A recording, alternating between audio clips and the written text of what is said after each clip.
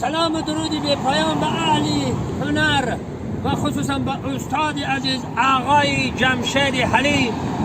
آقا و استاد عزیز جمشید حلیم، برای چی SMS پیام های ما را جواب نمیدی؟ چرا؟ اما خواستیم که به تو 50 سالگی را تبریک کنیم.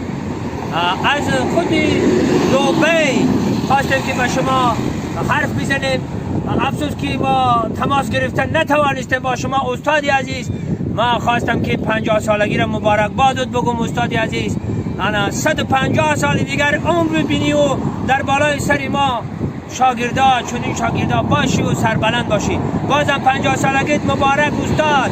و در اینجا که آمدی در این دبی دست اول میپرسه که فارسی بلدی؟